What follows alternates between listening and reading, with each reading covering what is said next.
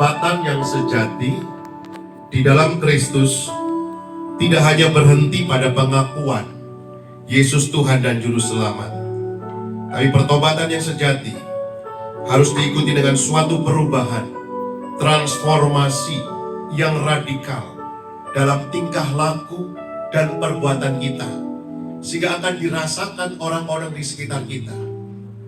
Zakeus, seorang kepala pemungut cukai, Alkitab mencatat dia seorang yang sangat kaya, karena 3 kota besar dia kepalai.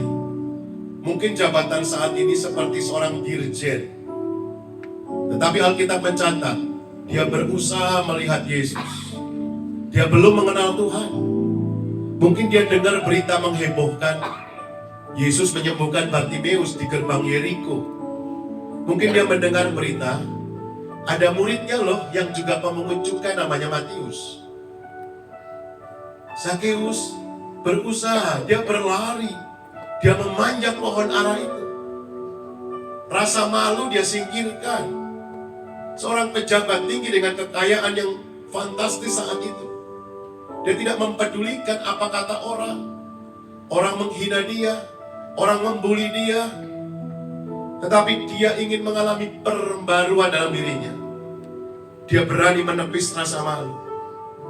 Saudara, mungkin engkau malu dengan masa lalumu. Pak Pendeta, saya dulu jahat sama istri. Pak Pendeta, orang-orang tahu saya dulu pernah masuk penjara.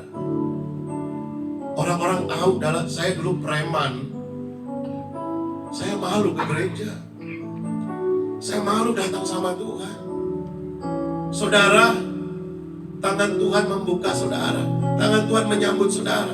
Tangan yang terbuka menanti saudara. Tuhan tidak melihat masa lalu. Kalau kau berani datang dengan kerendahan hati kepadanya. Semua orang tahu siapa Zakeus. Namanya tulus, namanya bersih, namanya orang yang punya integritas. Tapi kehidupannya berbeda 180 derajat dengan namanya. Untuk mengalami pembaruan, berani menepis rasa malu. Setiap kita punya masa lalu yang mungkin tidak baik, tapi datanglah kepada Tuhan. Dia sanggup mengubah hidup saudara. Zakeus berani menanggalkan masa lalu. Dia berubah menjadi Zakeus yang baru di dalam Kristus Yesus. Karena Tuhan yang melihat Zakeus, karena Tuhan yang memanggil Zakeus, karena Tuhan yang ingin menumpang di rumah Zakeus. Kalau saudara mau mengenalkan manusia baru, tanggalkan manusia lama. Ciptaan baru, yang lama sudah berlalu. Zakeus berani menetapkan target yang baru. Setengah milikku akan aku berikan kepada orang miskin.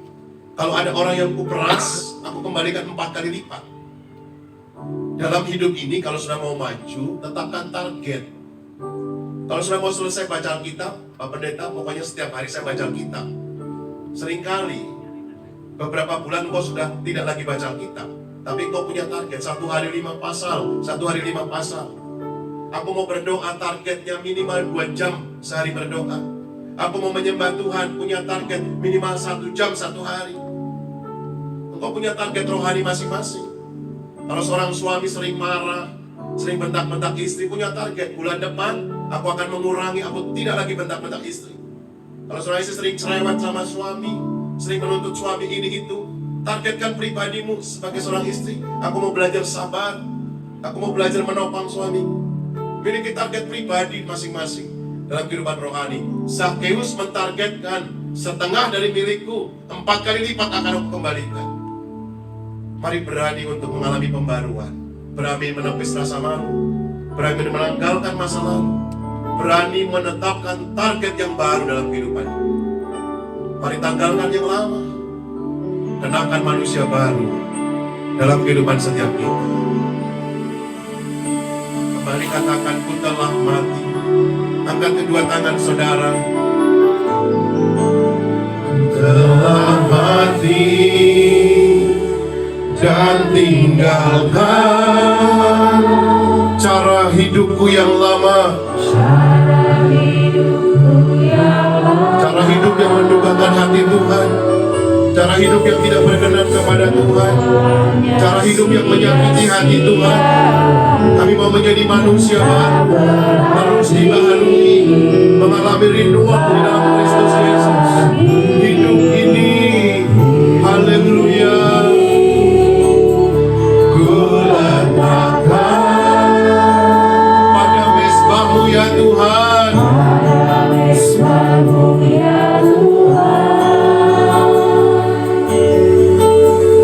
Jadilah padaku Seperti yang Kau ingini. Lebih sungguh lagi, Kau yang mau sungguh-sungguh mengalami pembaruan, Ku telah mati dan tinggalkan. Haleluya.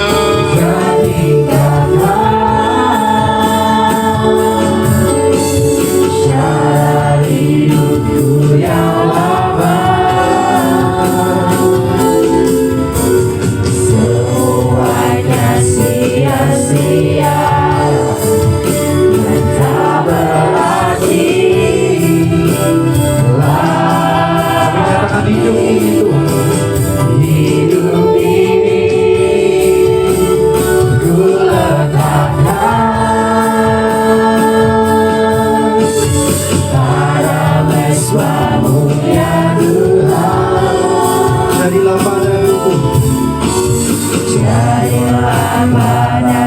seperti yang Kau ingini. Kita kasih tepuk tangan saudara-saudara kita yang terbaik bagi nama Tuhan. Haleluya.